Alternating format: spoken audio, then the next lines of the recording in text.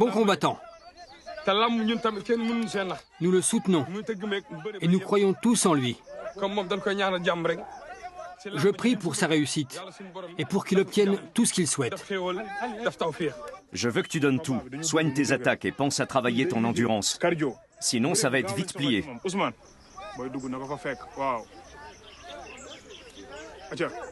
Abdoulaye Sik entraîne Sakhar depuis 2 ans.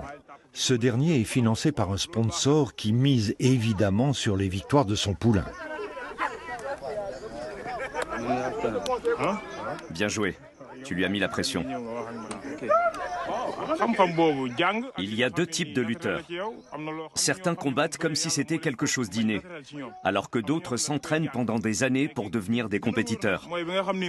Et les meilleurs, ce sont ceux qui ont ça dans le sang, bien sûr.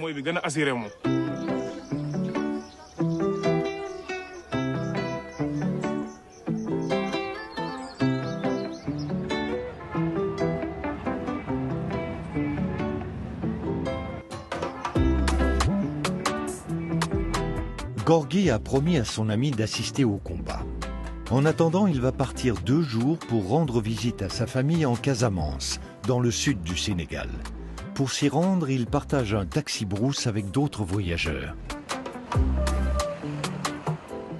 La Casamance, où vit un des oncles de Gorgui, est le berceau de la lutte sénégalaise. Au fil du temps, cet art martial est devenu un rituel marquant la fin de la saison des récoltes. Le paysage est ponctué de baobabs.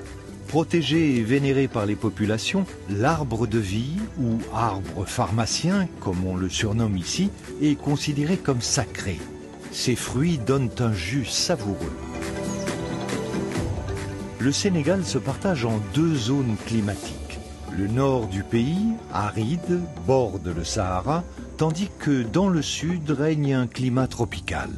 Enclavé dans le Sénégal, l'État de Gambie, ancienne colonie britannique, s'étend le long des 2 rives du fleuve du même nom. Après 10 heures de trajet, Gorgui arrive à Mlom, le village où vit la famille de son oncle.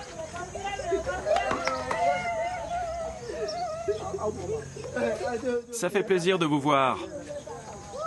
Qu'est-ce que vous avez grandi?